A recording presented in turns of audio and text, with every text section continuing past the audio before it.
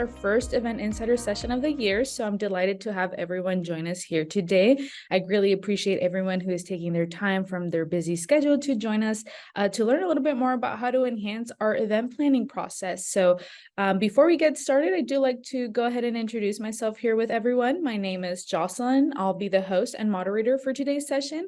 And in today's Event Insider episode, we will be discussing the best time-saving tips to optimize your event planning. So before today's session, we opened three session polls for everyone to answer. The polls will still be available throughout the whole session for you all to submit your response. But before we introduce our guest panelists here, I do want to kind of share a little bit of those responses that some of you have already submitted before our session. So I'll go ahead and share some of those responses here with you all. So we start off with the first question, which is, what would you like to gain from this session? So as you can see here, the first couple of responses that you can see here on my screen are, what would you like to gain from this session? So we would love to learn how to use the Whova tools to save time, potential time-saving tips that I can put into action. I'm curious to learn what they might be. How to utilize Whova to manage speakers and collect necessary information for them. Ways to streamline gamification setup. I am just interested in the tips for making my event better, and ways to streamline some of the process so there isn't as much manual work as we may be doing. So these are all great things that you all like to learn and kind of take away from today's session. So hopefully in today's panel discussion, you can get some of those things answered and get some great insight on how to kind of perfect your time-saving tips in event planning. And then moving on here to the next question, it is, in your opinion, what is the most time-consuming aspect of event planning? And as you can see here, some of those responses that came in are getting speakers and sponsors to register their attendees, meetings that could have been emails or Slack messages. I definitely love this one. So sometimes you always kind of have that thinking process when you have a meeting, and sometimes can take up a little bit more of your time. So you always think this could have been an email rather than a meeting. So I love that response. And then there's also responding to attendee questions, coordinating presenter schedules, and organizing the session. So those are some of the responses some of you have shared that are the most time consuming. And then following that, with our third question, we have, it's, are you currently using any software or technologies to streamline your event management? And so far, the popular responses, as you can see here in our poll results, are event mobile app, event marketing tools, such as for email campaigns and social media posting. Those are the popular responses here with 100%. Following that, we have the technologies of event websites and event registrations with 83% of the votes coming in, saying that that helps them streamline their event management. And following that, the abstract system or call for speaker system is coming in with 33% of the votes, saying where our respondents are saying that that helps them streamline their event management process. So again, I want to thank everyone for kind of sharing their thoughts here and their responses for today's polls. I greatly appreciate it. If you're interested in viewing more content for event organizers, subscribe to our channel, where we will continue to upload interviews with top event professionals and new content on the latest event industry trends. So it's now officially time to start our panel discussion, and we'll start off by introducing our guest panelists for today. And the first panelist I'd like to welcome to the virtual stage is Deborah Jones. Deborah is the Project Management Officer and Logistic Leads for the Manhattan Strategy Group. So Deborah, thank you so much for being here and being a guest panelist for today. We're delighted to have you here. And I will like to hand over the mic to you so you can go ahead and introduce yourself to our audience members. Absolutely. I would love to. Thanks, Jocelyn. And thank you so much for having me. It's a pleasure to be here. Hello, everyone. Again, I'm Deborah Jones. I'm currently the Project Management Office and Logistics Lead at Manhattan Strategy Group. MSG is a management and social sciences consulting firm headquartered in Bethesda, Maryland. And we operate primarily in the federal government space. I have over 25 years of experience in the meetings and events industry, with events ranging from small 10 people to large-scale citywide conventions over 100,000 people, both nationally, internationally. I also am a certified meeting professional, a certified project management professional. And during the pandemic, I returned to school after a 30-year break. So I'm a recent grad. with my MBA, and I enjoy traveling, especially visiting family and friends in St. Thomas, Virgin Islands, where I was born and raised. Awesome. Thank you so much for sharing here about yourself, Deborah. Love that you went back to school after that pretty long break and were very proactive during the pandemic. So thank you so much for sharing. And it's great to have you here today as well as a guest panel speaker. And then following with our next guest panelist for today, it is Kat Smith. Kat is the marketing coordinator for Bridgepoint Technologies. So Kat, thank you as well for taking the time and being here with us in today's session. It's great to have you. And I also would like to give you a moment to go ahead and introduce yourself here with us to our audience. Thanks, Jocelyn. Hey, everyone. Again, my name is Kat Smith. I am the marketing coordinator at Bridgepoint Technologies. Bridgepoint is a technology consulting firm where we help us mid-market and enterprise clients make better tech investments. So I have been in marketing for about, I would say, 15 years. And I've been in the event space. I'm very new to events as of last year. And I'm also one of 5 marketing team members. We just got an event person this year, so I'm very excited about that. So Whova's been very helpful in all the heavy lifting that we've been doing. I am very excited to be on the panel today. Awesome. Thank you so much for your introduction here, Kat. It's great to have you. And I'm very much looking forward to hearing a little bit about your perspectives here for today's topic. So we'll just kind of go ahead and start diving in here with the first warm-up questions. So just so we can get some background about our event, our guest panelist events and teams. I know Kat already mentioned that it's a 5-person team. So, but to start with this first question, can you both share a little bit about the events you recently ran, such as how many days they lasted, how many people attend, the number of speakers and sponsors that you all have at your events? So Kat, I'm going to go ahead and start with you first. Sure. We do a very large, what's called our Tech Summit every year. It's an annual event. We have about 4 days, depending on what type of attendee. It is invite only, so that is where it is very different from a lot of events. We have I think we had around 450 attendees last year, about over 80 sponsors, as well as like about 63 speakers. So a lot of information is shared, a lot of events. We do that as well as a lot of regional events because our company is throughout the entire country. But our main event is that Tech Summit every year where we have a bunch of attendees all at once with a lot of speakers and sponsors. Awesome. Thank you so much for sharing here with us about your summit, Kat. And then Deborah, I'm also going to turn to you so you can share a little bit about the details of your last event. Yeah, so right before the holidays, we had 2 back-to-back events for 2 of our major clients. So it was pretty intense. I'll talk about the last one, which I was more intimately involved with. That one was over a 3.5-day span, and it was a hybrid event. And we used Whova, which made it really seamless. About 300 people in person, 100 people online. We had about 95 presenters, plenary sessions were live streamed. We also had about 7 breakout sessions running concurrently throughout the duration of the event. And it included also an online poster session. So that was new for the group. So it turned out really well. Awesome. Thank you so much for sharing about your event here with us, Deborah. And now that you kind of shared a little bit background story of your events that you host, can you also tell us about your event planning team? For example, how many event staffs do you have and how important it is for you to have time-saving tactics within your event planning process? So Deborah, I'm going to come back to you for this question. We have a team about 6 that support events and other logistics work across the organization, and we're steadily growing.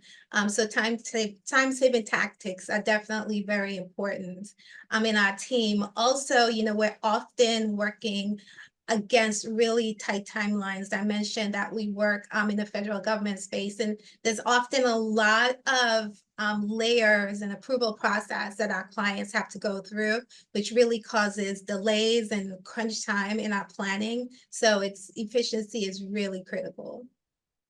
Awesome. Thank you so much for sharing that note and that perspective. So I'm very interested to learn a little bit more of how you're trying to save time here, specifically with that landscape of getting some approval processing also included in your timeline. So thank you so much for sharing a little bit about that, Deborah. And then Kat, I'm going to turn to you. How many are you in your team, and how important are time-saving tactics for you in your event planning process? Yeah, sure. So we have about 5 people on our marketing team. We have one person that does events. So when the tech summit comes around, it's all hands on deck.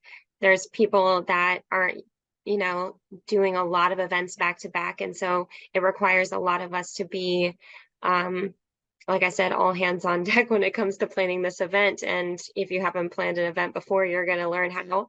And that's where, Whova saved us so much time, was it really showed us how it should be done properly, as well as keeping all of our time spent on the event. We can also focus on other things that are happening at that time.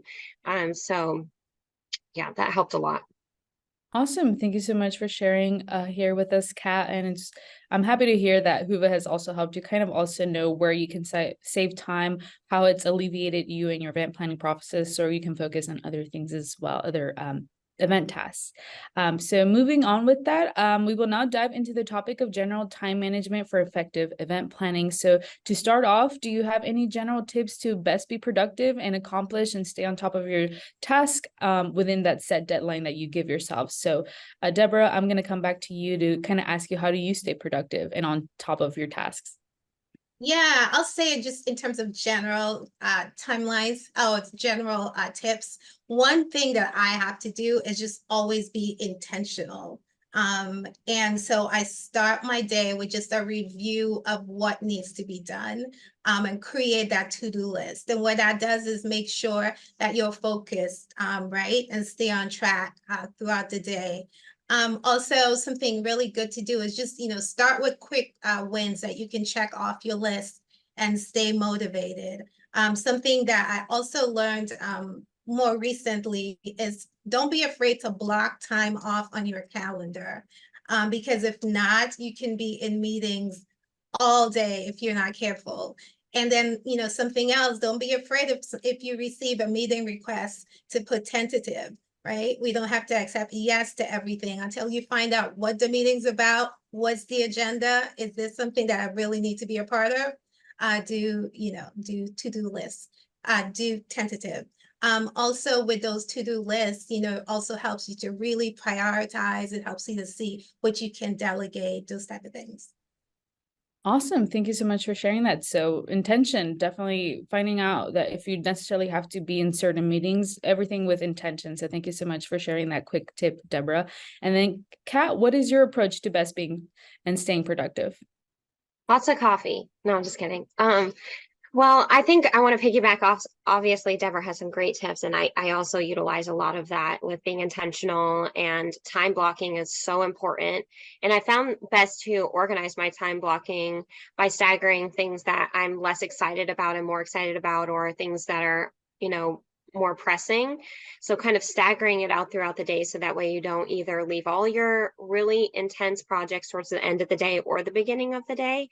It's kind of sprinkling in those easy wins, like Deborah mentioned, throughout the day, so you don't get burnt out very quickly.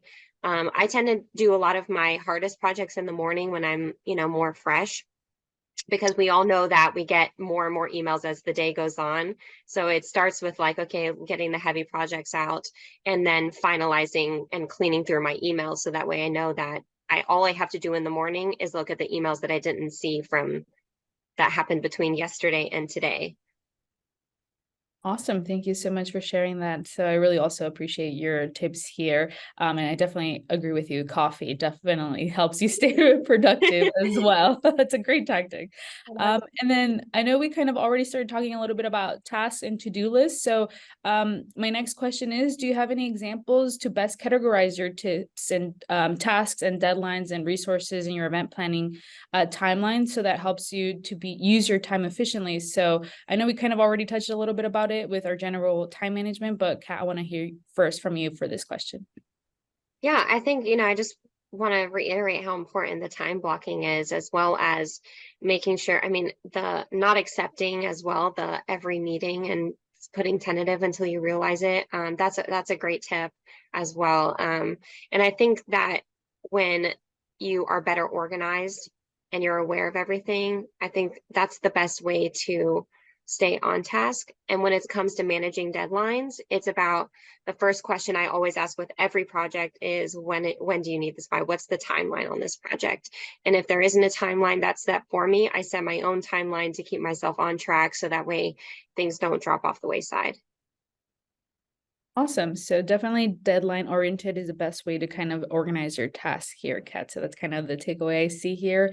So thank you for that. And then Deborah, what about you? Yeah, one of the things that I keep in mind, and some people probably know this, but there's this Eisenhower time management strategy. And if you envision, like across the x-axis is the level of urgency, and across the y is the level of importance. And so then it kind of categorizes your task into 4 quadrants. And so the idea is to really focus your time in quadrant 1, those things that have high importance and high urgency. And so, I kind of categorize with that strategy in mind.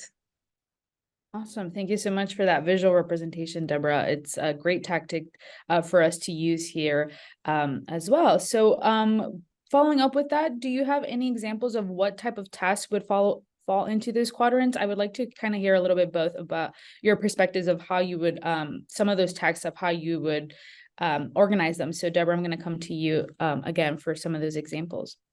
Yeah, I would say anything that is a priority to the client is prioritized, right? So that will likely go into quadrant 1. Anything with a contractual deadline. So a hotel contract needs to be signed by a certain date, or vendor contracts, or your room and list cutoff date, those critical things. Also really pay attention to things that have multiple layers. For example, a print job may seem to just take 10 days, but you have to account for the development of the content, the proofreading, the design. So make sure you're layering all those things when you're thinking about what's critical as well. Awesome. Thank you so much for sharing. And Kat, do you have anything to add on how you organize some examples of some of the tasks and how you organize them? Absolutely. I mean, the print projects as well, Deborah, is the most, I think, shipping alone with what's going on is really hard to navigate that. So it's really important to give yourself enough time, I think, to be able to see the categorization of that task and be able to fulfill it in an appropriate amount of time. So giving yourself not just the deadlines, but buffers, because someone might be out that you didn't realize was going to be out of office. Things come up all the time. So it's like, yes, that's the deadline, but like give yourself a little bit of time to dance around the invariables of like just life in general. Awesome. Thank you so much for that tip to giving yourself buffer time as well to kind of kind of anticipate some of those things that perhaps might happen in the interim and that we didn't anticipate. So thank you so much for that tip, Kat. And then moving on here. So again, we've kind of mentioned time is value, especially ours as event planners. So to stay on track of your goals, it may require to say maybe no or not be able to complete some tasks that your bosses or your stakeholders ask you to do. So what are some instances where you have had to turn down other tasks, and what are the best ways to handle that, and how to kind of say no to your stakeholders or boss or team members? So Deborah, I'm going to turn to you first for this question. Yeah, so this is a tough one, right? And so I referenced also back to the Eisenhower time management earlier. So really anything in that lower right quadrant, anything that's low importance and low urgency is really good candidates for removing from your plate. So those are some, I think, easy no's. Also, when it comes to hard no's, I think it might be good to, clarify timelines and negotiate deadlines. Because a lot of times, people may say they need something by a certain deadline, but do they really? There's, some flexibility there. And so if you can negotiate the deadline, you can chances are you can, get it done. Also, I think communication here is super important, especially with supervisors, because there might be resources that they can throw at a problem. They may know individuals across the organization who isn't busy at the time, who can support the team to get stuff done. Also, if it comes to a client, I have a really great example. A team member shared with me recently, a client who requested that we turned around 150 merged letters within, I think, 24 hours, and didn't understand how that couldn't be done. And instead of her saying a hard no, she communicated and saying, well, which ones are really critical to be done now? And it was maybe 10 of them. So she was able to get those out and then work, on the rest within a reasonable time. So I think really kind of communicating, negotiating those deadlines, seeing what's really, really in that fourth quadrant that's not super important, that could be moved away. Awesome. Thank you so much for sharing those tips, Deborah. Those are really useful. And I love how you say if it's not necessarily a hard no, but maybe negotiating, being more flexible of what is, supported with your bandwidth and what is actually really urgent, kind of shifting things with your quadrant analogy here. So thank you so much for sharing with us, Deborah. And then Kat, do you have the same approach, or what's your take on this question? Absolutely. I think internally we use a mantra of like find ways to say yes, because we want to make sure that we're there for everybody and our clients. But then at the end of the day, we only have a certain amount of hours in the day. And so I like to use another type of saying of like not no, but when. And that reiterates what Deborah said, I think, of not necessarily declining the task or the job, but saying like, when can I get it done? And being transparent, the communication is so important, being transparent of what you're currently working on and saying, hey, this is a task that I have that's the priority, and them knowing exactly what you're working on and things that you're doing is really important too. As what that communication is so important. So I think Deborah hit it on the head on that. Awesome. Thank you so much for sharing here too, Kat. And then we've already talked about how to best be productive, how to effectively organize your event task, and how to set realistic plans for within our own bandwidth. So this kind of brings up another topic to save time, which is task delegation. I think Deborah has been hinting a little bit about that, like with that one quadrant where a lot of things aren't probably urgent or high importance. Maybe those are things we can delegate to junior members. So can you share some examples of identifying how tasks can be delegated to team members or volunteers? So Kat, I'm going to start with you first for this question. I would say that things that you can delegate are things that would probably be known that they will do better than what you think you might do. Like you might want it because you're like, oh, this would be a great way for me to showcase this opportunity that I can do this type of project. But it might be better to delegate to somebody that has either the time or the skills that would be better than you could. There's a lot of people that are better at certain things than other people. And I think making sure that that shines is super important. And also knowing, I guess, what everybody is doing at the time and reaching out and having that communication is super important, and having that rapport with your team as well. So that way it feels like more of a team effort and less of like a handoff, and staying in like, I guess, parallel to the project and looped in case, something comes on their load, you can help them do some minor tasks that they're not able to get to. So it's about that team atmosphere of making sure that you're lifting each other up and not necessarily pushing projects off to each other. Great. Thank you so much for that perspective and take, Kat. And then Deborah, what about you? Can you share some examples of how you're setting task delegation? Yeah, I think I really agree with what Kat said in terms of looking at the individual strengths of team members. And, everyone has different unique strengths. And so delegating according to that. And also, I really try to cross-train. And so I pair team members to make sure that they're learning from each other. And so there are more of the team members able to do certain things. Also, I think a great thing to do is ensure that your timeline is very detailed and categorized. And so you may have, category for registration, category for speakers, category for materials. And so it's easy to see chunks of work that can be divided and delegated that way as well. Awesome. Thank you so much for sharing here too, Deborah. And I think my next question to follow up with still the task delegation topic is what are some examples of clear communication practice your team has in order to be synced with each other while also focusing on completing their own set of tasks and responsibilities? I know you both mentioned that your team consists of 5 to 6 people, so I kind of want to hear your perspective on that. So Kat, I'll start with you first here. Absolutely.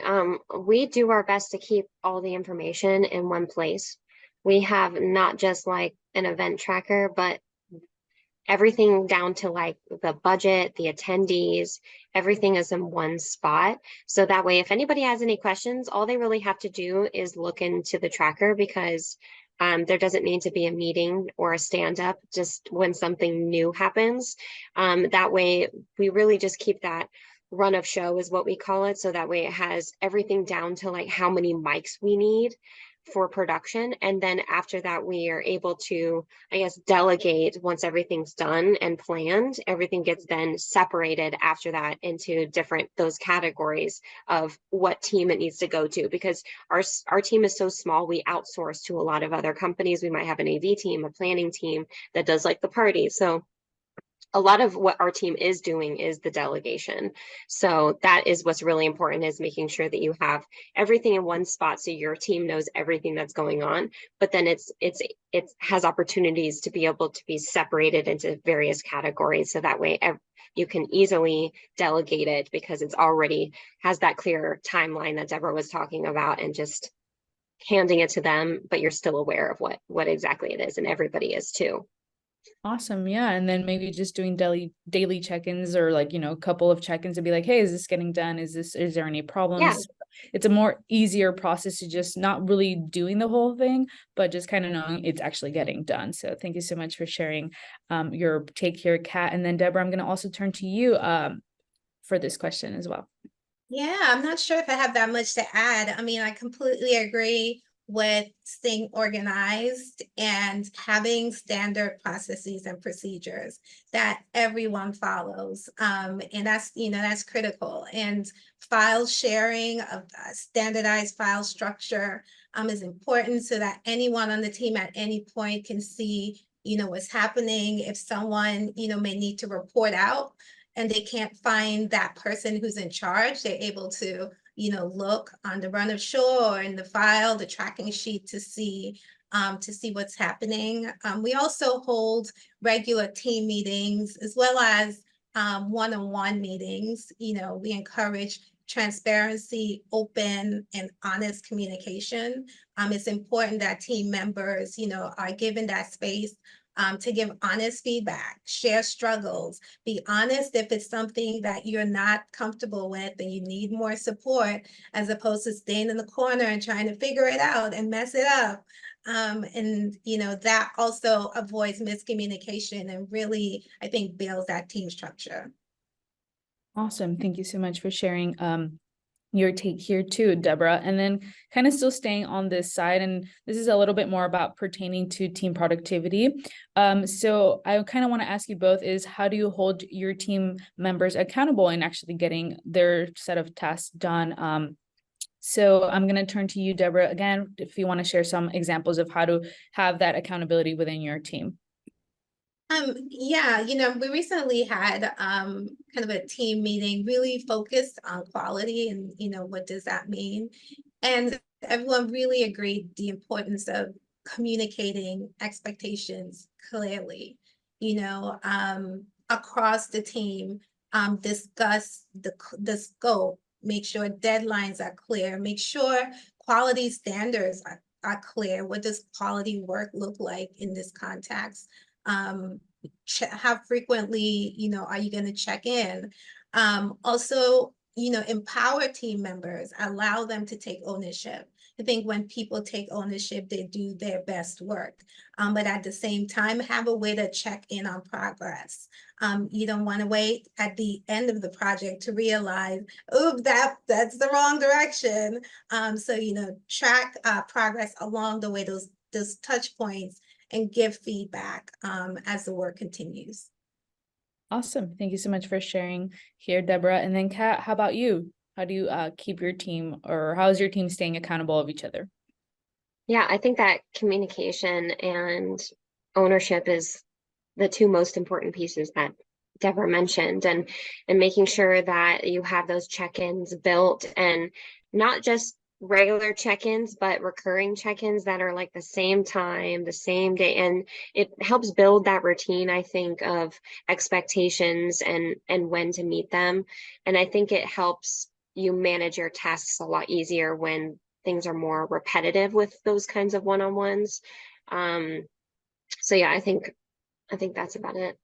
Awesome. Thank you so much for sharing here. So we will now be moving on to the time-saving tips within the pre-event planning stage. So with technology, organizers can automate and remove some tasks from their to-do list. So I'm going to come to you both for this question of, can you share some of the technology that you've used and the task it helps automate? So Kat, I'm going to turn to you again for this question.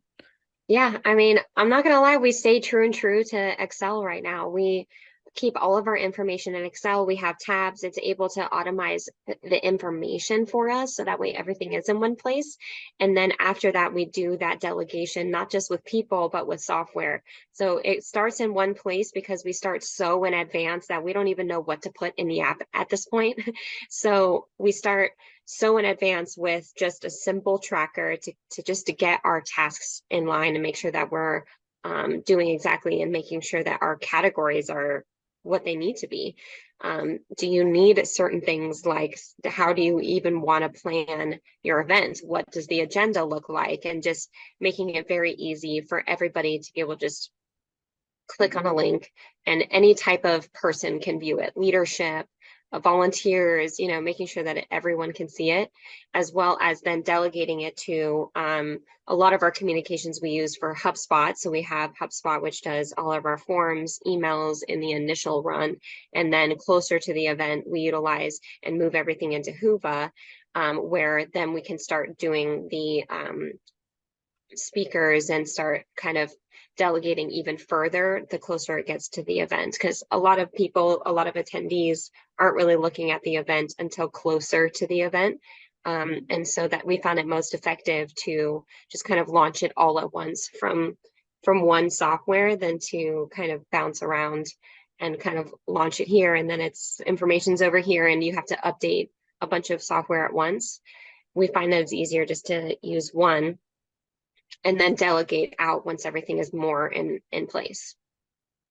Awesome. Thank you so much for sharing here, Kat. And then Deborah, do you have any additional thoughts for the technology to use and how to kind of help you automate some tasks? Yeah, I think we're similar. We use Monday and Smartsheet just for overall project management and tracking of the main contract or event deliverables. And also, that's helpful for the entire team. And sometimes we may even give our clients access to those. But then once it gets into the nitty-gritty of things, I absolutely agree with Kat. We have lots of Excel spreadsheets, that run of show, the session tracker, our rooming list, our meeting specs, our AV specs, tracking sheet for tracking materials and supplies, all of those Excel tracking sheets that are very detailed and accessible, for the entire team. And then, of course, your event management software like Whova is a must for registration, on-site engagement. I mentioned we used it for hybrid and made it seamless. So those are kind of our processes. Awesome. Thank you so much for sharing here with us, Deborah. And then I guess my follow-up question to using technology for better to automate those tasks. I kind of want to ask you both of how has that implementation of this tech impacted your overall efficiency and success for your event planning? Are there any particular challenges or benefits you've noticed by incorporating this technology, technological solutions into your process? So I'm going to come to you again, Deborah. Yeah, I mean, definitely it saves time, make tasks easier, make tracking the many details easier to avoid, things falling through the crack. Make sure there's a place for, all team members to communicate important details. And it also improves communication with attendees. I think now attendees are kind of almost expecting. I remember a couple of years ago when we used an app, we probably had like a 20% download. And now we had almost 90% download. And so attendees are expecting communication and with the app and the pre-scheduled notifications and pre-scheduled know before you go. Communication has been really important. Great. Thank you so much for that. And then Kat, do you have anything else to add? Yeah, I think obviously Deborah has some really great points in keeping everything efficient. I think a lot of it is not just efficiency, but that communication is so important. Everybody wants everything on their phone nowadays, and they want it in one spot. A lot of the times I don't see that many attendees, I guess, planning their event, what they're going to do when they get there kind of thing. They're like, okay, they get there and then they want to download all the information because they're there now. Because a lot of these attendees are juggling a lot of other tasks. So making sure that that app is there so they have everything in one spot is really important. And they can communicate with us directly a lot easier because they know that, who we are, and they can ask questions. It just makes everything a lot easier for the day of. The planning is super important, and there's no doubt that it makes it more efficient, but it's unmatched of how much easier it makes it on site, where you can actually focus on anything that happens rather than just running the event. You can let the app do that. Awesome. Thank you so much for sharing here too, Kat. And now that we talked about using tech to support your event planning process, I want to turn a little bit about event coordination with third parties. So I'm going to start with vendors first. So what are your best tactics to secure vendors promptly and to stay on track of that like event planning timeline? So I'm going to circle back to you, Deborah, for your tactics here. I think, setting clear deadlines and including those deadlines in the contract, so that, again, those expectations are clear. And then I think we mentioned previously, allowing margin in with your deadlines as well. If you need the vendor to do something by, the 10th, you may want to say the 1st. So, allow enough timelines so that you have opportunities to have checkpoints so that you can detect, if there's any potential issues, detect those early and decide if you need to institute a plan B. And, we really generally establish working relationships with vendors, and we use vendors repeatedly, and we use vendors with referrals. So we're using people that we have a relationship with who cares about doing a good job for us. And, I think that's important as well. Awesome. Thank you so much for that, Deborah. And then Kat, what are some of your tactics? I think reaching out to them as soon as possible, like even just with the date of the event. Obviously you want to have as much information as you possibly can when reaching out to a vendor. It really depends on how much time I recommend working with vendors like as far out as you possibly can, because they have other things to do as well. So making sure that you're working out as far as possible, even if you think you're like, yeah, that event's far from now, we don't need to think about that, we're working on these things.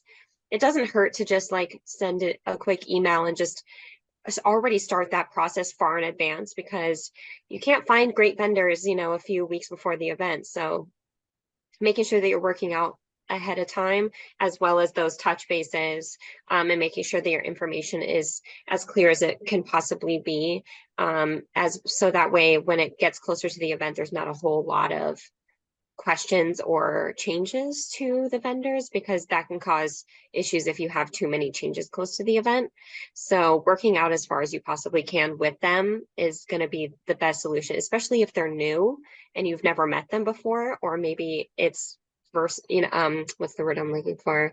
More like when they're farther away from you, and I'm in Branson, Missouri, and a lot of our events are in other states in California, and making sure that you're working with them and meeting with them virtually face to face. So that way not everything is email, and then you're meeting them for the first time when you get to the event. You want to make sure that that communication is there and that relationship is there.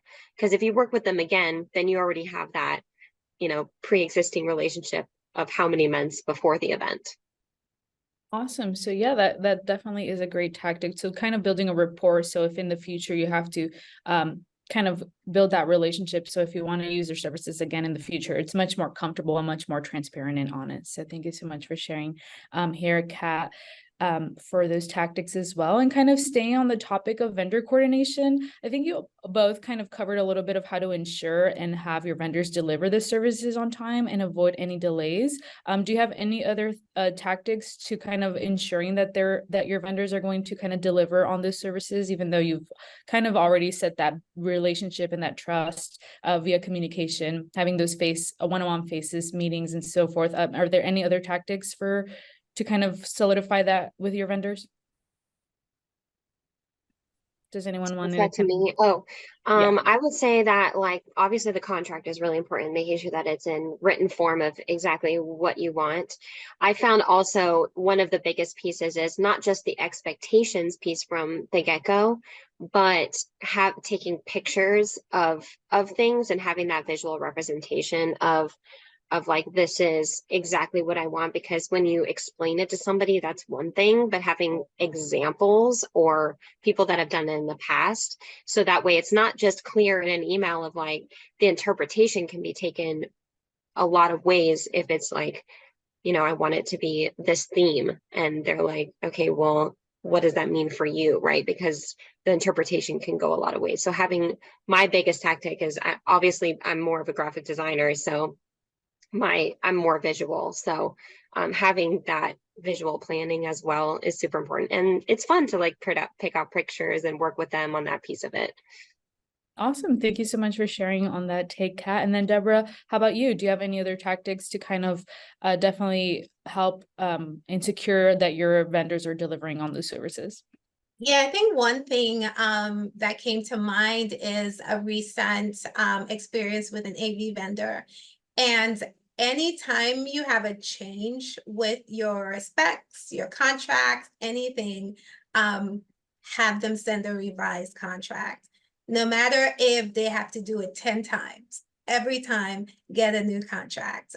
Because if it's not in this contract, as much as they say, oh, we got you, no, it has to be written. And so insist on that all the time. I have, multiple checkpoints with them. I meet with them, review the details until I'm comfortable that they're comfortable with, the services that they're providing, and that they fully understand our expectations in our program. Awesome. Thank you so much for sharing on that here. And then my final question, still with vendor coordination, is if a vendor pulls out last minute, how do you swiftly pivot to secure a new vendor for a specific service? So Kat, I'm going to turn to you here to see some of your tactics for this.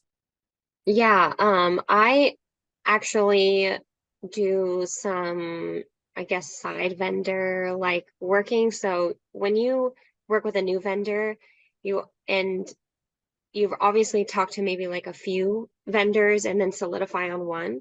So keeping that relationship still going with other vendors that are still in that type of space is super important. So having kind of your backups is really important as well. So they know your event and they know your plan. Fortunately, we haven't had that happen a lot just because it is, I find it to be pretty rare these days. It's more of like this person gets sick or, it's like super last minute.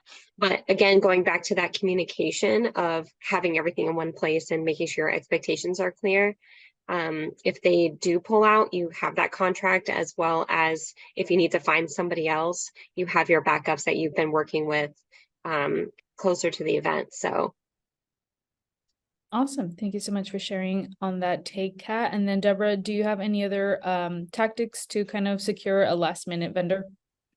Yeah, not really. Unfortunately, I haven't had that happen either. But I think I mentioned, we have a preferred vendor list, and we work, the events team work with projects across the organization. And so we're also getting references, from different projects. And more than likely, there's a team who have worked with, a particular vendor person. And so, we use referrals from our team as backup. And if they do a great job, they get added to our preferred list of vendors. And so we're working with preferred vendors who, again, care about our organization, care about doing a good job for us. Great. Thank you for that. And then now that we've covered a little bit about vendor coordination, I'm going to turn to speaker coordination and event programs. So building a great event program and the speaker coordination can take some work as well, some time too. So what are the most time consuming parts for you, and what are your tips to best handle them for speaker coordination and event programs? So Kat, I'm going to want to hear from you first.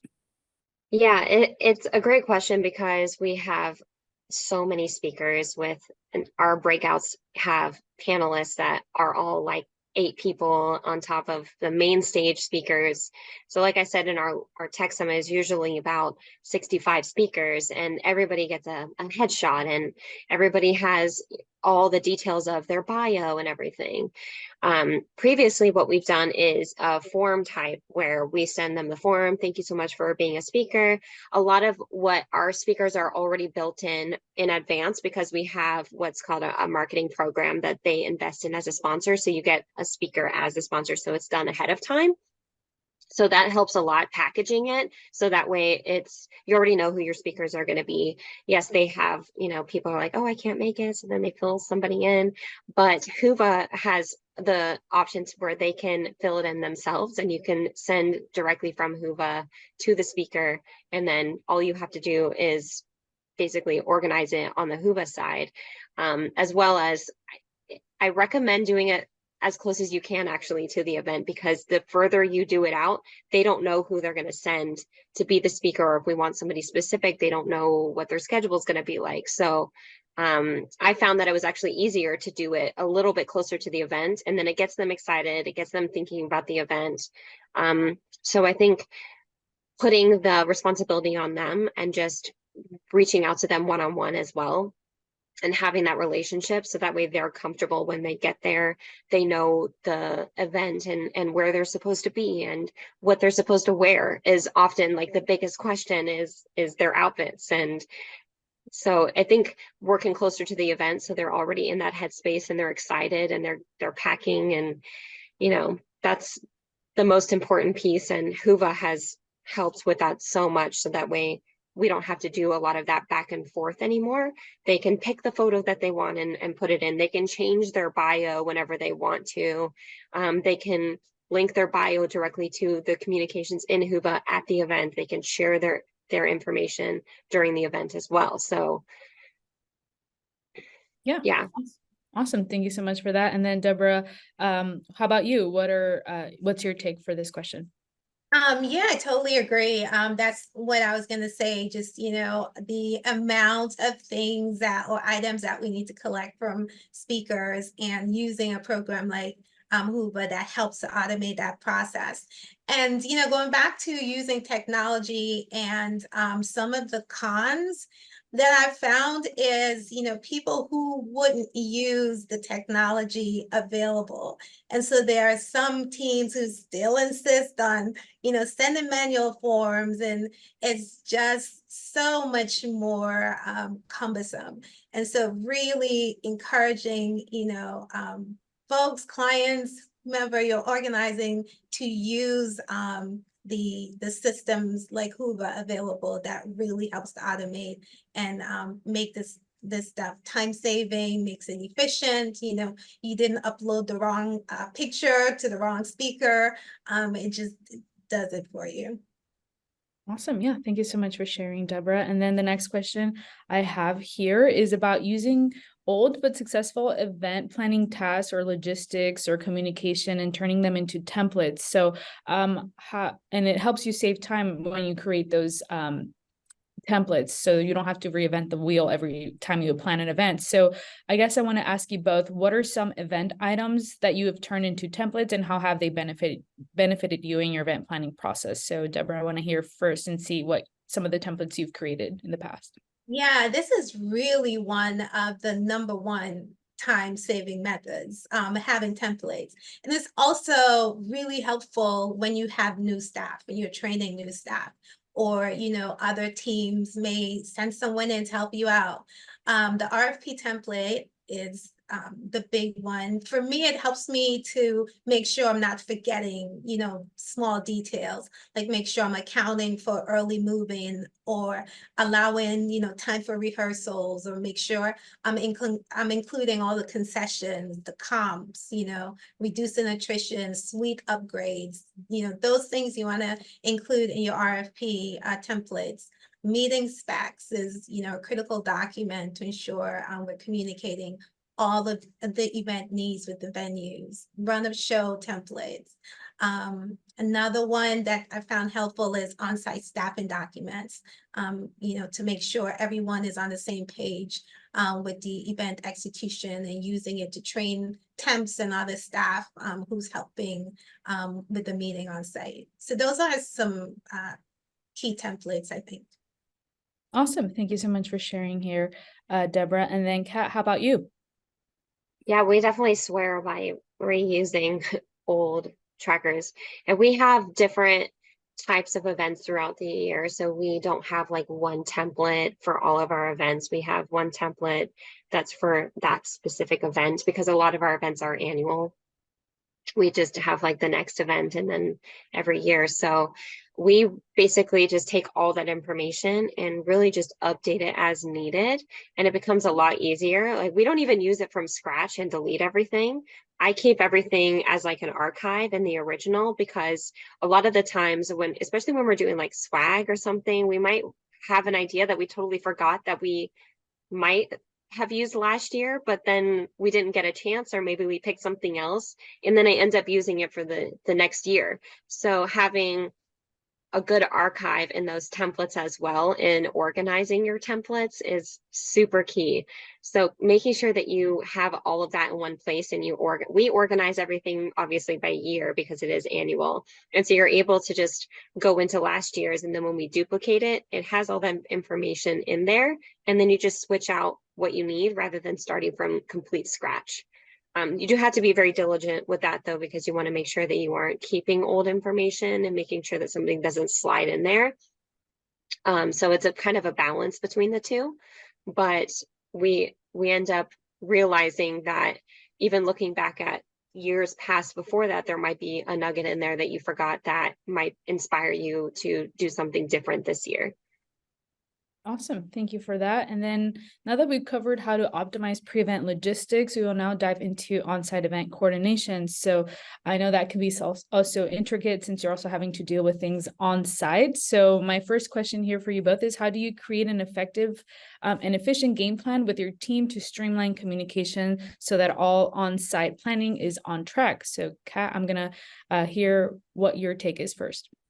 Yeah, I think on site, we're able to actually, the biggest piece was printing physical copies of that run of show. Like there's something about having a physical copy, and then they can, if somebody needs to delegate, they can just make them a copy, and then having all of that in physical form, I found to be easier than trying to use my iPad, or maybe my computer's dead, or, you need something just to stick in your back pocket that says, this is what's supposed to be happening right now. And that way, if somebody, you can easily show it to them, write notes. So having something in printed form on day of, I found to be the best, as well as having Whova just maintain basically all of the attendees and their communication. All you have to worry about are the vendors and your team, which have already been planning this from the get-go and have been in the run of show, and they've seen the communications between each other, and we've had touch bases.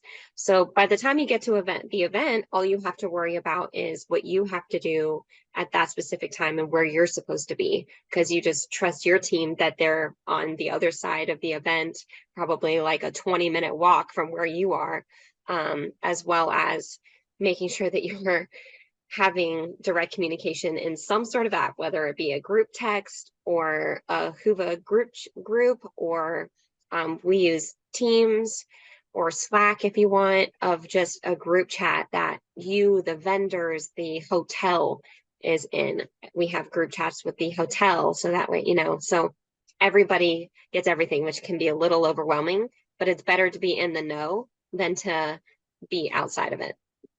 Awesome. Thank you so much for that, Kat. And then what about you, Deborah? Do you have a different take? No, I just really ditto all of that.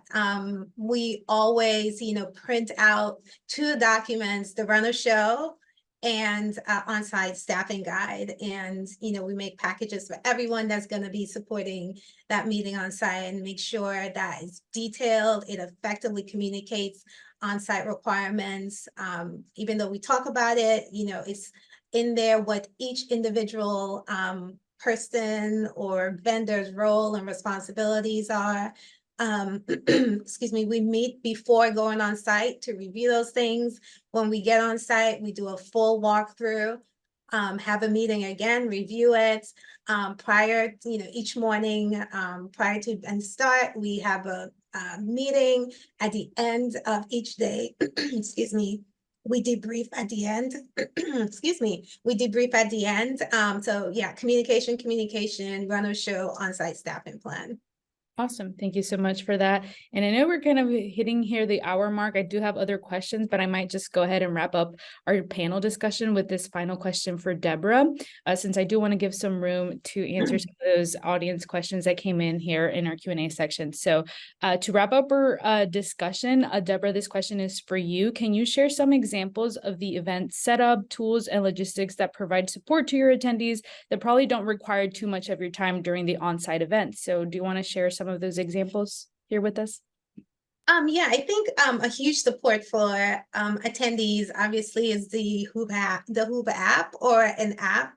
And like I mentioned before, our download rate was almost 90%. And so people, want engagement. It makes communication easy, seamless. We're able to pre-schedule, right? Push notifications in advance, like survey evaluations after each session. We're able to push out. We had to make some last minute changes to meeting rooms. We were able to push those out. So I think that was the biggest things in terms of attendees, and doing a lot with not having to almost do anything. Awesome. All right. So I'm gonna kind of maybe ask this last question. So I do think our organizers would like to know a little bit about your takes on this. So the last question I have actually to wrap up our panel discussion is, what was one unexpected change that happened at your event, and what was your approach to making a quick decision to address these changes? So Kat, I want to hear from you first, and then Deborah, you can kind of conclude our panel discussion after Kat's response. That's a really good question. I think one of the biggest things that happened was we had our event start on Monday, and there were severe issues with people traveling in, because everybody comes in from the East Coast, the West Coast. I mean, everybody travels into the event into California for that year. And there was a ridiculous amount of delays for travel. And so we had to push back the event start time at the beginning of the event, which doesn't sound like that big of a deal, but when you have all of the things that domino after that have to get pushed, and who you have to communicate with, the restaurants and the staff and their staff and the rooms that come in, and if they're ready or not, right? So when that happens and it's a lot of attendees that you're trying to organize, we ended up just pushing the event back, I think like 2 hours to allow for better travel. And we were able to send those notifications through Whova because people still showed up on time. So they're like, now what do we do? So I think having that communication and being very transparent with your attendees by not just saying like, hey, due to unexpected events, we're moving back to 2 hours, being very transparent of like, this is what's happening. There's a lot of issues with the airport and travel or traffic, because it was like a 45-minute drive from the airport. So being very transparent with your attendees so they're not, running around talking to each other or trying to wonder what's going on. And then you're not trying to figure it out while also being bombarded with questions. And then being very clear with your leadership and your team of exactly what's happening, and as fast as you can. And that's where those group chats definitely come in handy. Awesome. Thank you for that. And Deborah, how about you? Do you want to kind of close our panel discussion here? Yeah, in our last meeting for us, on the Thursday of the meeting, the attendees were grouped because they needed to work on action plans. And so we realized on Wednesday evening that we had them grouped by the federal project officer, but really the individuals who lead them in the team action plans was our TA, our technical assistance staff. And so we had to really rethink how we're going to reorganize the breakout sessions. So we reorganized them by TA specialist and then allow the federal project officers to then float across different rooms. So we quickly notified the hotel so that they can revise the signage. We printed new signs. We had our room monitors change the signs. We sent out a message in the Whova app. And then we had also our staff just floating in the halls to help, redirect individuals who may not have seen or, caught the change directly. So that was our quick adjustment there. Yeah. Having those humans to like float around is so important. Like people don't read signage as much as you think they do, and like they just walk right past it. So Yeah. having as many people you can on site to like educate them is important. It's a good point. Awesome. Thank you so much both. Thank you so much both for sharing a little bit of your anecdotal experiences on last minute changes. So that concludes our panel discussion, and we will now follow our schedule and start with some Q&A portion here. I did see some questions from our audience members come in, so I'm just going to go ahead and get right into it. So the first popular question that I have here for our guest panelists and for Kat and Deborah, whoever feels comfortable in answering, feel free to just jump in. The first question we have here is Lorraine, from Lorraine, and she says, is there any event tracking tool you recommend? So anyone want to kind of take a crack at it? Yeah, sure. Hi, Deborah. So I think that essentially there's not a lot of event tracking, like planning ahead of time. There's not a lot of apps out there that we found that does what we need to do. Maybe I'm just not in the right direction. And if somebody has one, I would love for you to share one. So I think we use Excel for everything and just putting in smart sheets for the timeline, but we use Excel and tabs and color coding for everything because we found that the apps ended up creating more work when it came to the initial planning because you have to like set up your event and then input the information. So it was easier just to like have some cells, make it exactly how you want, and then you don't have any constraints that you have to work against. Awesome. Thank you for sharing on here, Kat, for this question. And then the following Q&A question that I have here is from Greg. And he asks, are there examples of a comprehensive run of the show with all the various elements of each session that could be shared? Love the idea of having all the details spelled out. So anyone want to kind of answer this question from Greg? They would like to receive a template of one, or are they asking what's included in the run of show? Yeah, I think he wants examples of how a comprehensive run of the show would look like the various elements for each session. If that could be shared, that'd be great. So if anyone if either of you would like to do that or kind of just give them some hints or examples of what to include, you can kind of go ahead and answer that here in this question. Yeah, we have a runner show. Well, we have different ones. The one that I like that I used recently had it's in Excel and had multiple tabs. And there was a tab specifically for focused on the AV and the plenary session and what's, that breakdown for the plenary session. And then there was another one that just had an overall higher level run-up show of all the different elements of the meeting. And so there were different tabs and you were able to, kind of target different aspects of the run-up show based on who needs it. Yeah, I'd Awesome. like to tag on that by saying start with, your agenda on the left and just have it by time and then space. How many attendees are going to be there? Where is it? Who's the speakers? If there's sponsors, what's the signage, right? So then you start adding tabs to, or not necessarily tabs, but just columns to the right by categorizing, that ends up becoming your next tab of who it needs to go to, right? So you have your agenda and then you have a column depending on your category. So we would have an AV column of, the exact start time of the event, how many mics there needs to be. And then they can reference also the speakers as well. So it's easier just to start with your agenda and then categories to the right, depending on, what your plan is of like what kind of team you're going to have to delegate to or what you're going to need on site. That's how at least how we organized it. And then to add on to Deborah's, we then took those columns and either just deleted some that the AV team doesn't really need to know what signs there are, outside in the hallway. So we're able to like minimize columns so you don't have to share all the information with everybody. Yeah, and add details, rehearsal times, Break what, times. yeah, what presentation each speaker will have. Are they using PowerPoint? Are they using videos? All that detail. Awesome. Thank you for both for sharing a little bit about that on how to plan a run of the show, a comprehensive plan. And then this is the final question for our audience members. This one's coming from Allison and she asked, do you create project plans with what's in and out of scope before you start your event planning process? So does anyone want to kind of go ahead and respond to Allison's question?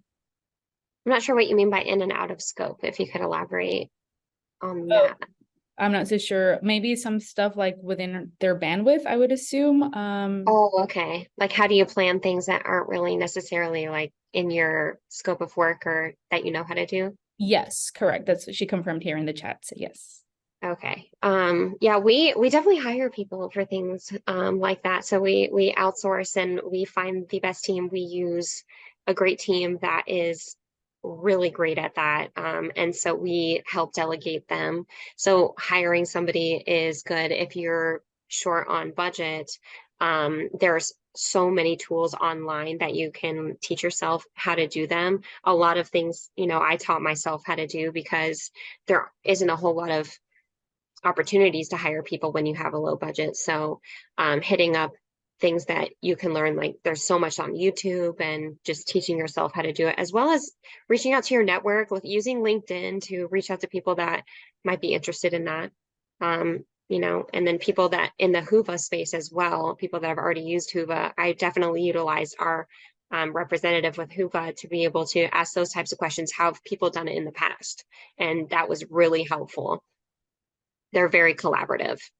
Awesome. Thank you so much for sharing with that. And I love a quick shout out to our Whova support team and to all those account managers. I know they are definitely happy to help all our event organizers here to kind of also have success in their event planning. So thank you so much for those tips, Kat.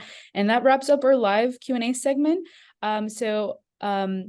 And also it wraps up our today's event insider session. So Kat and Deborah, thank you so much again for being our guest panelists. We appreciate you both for sharing your insights with us. I know I got some great takeaways for time-saving tips and advice, and I'm sure our audience members did too. And to our audience members, thank you so much for sharing your thoughts and asking these great questions, introducing yourselves here with us and being engaged throughout the session. It was a pleasure hosting it, and I hope you had a great time learning from our guest panelists on today's topic. Other than that, thank you all once again for attending our session and have a wonderful rest of your day. Goodbye, everyone.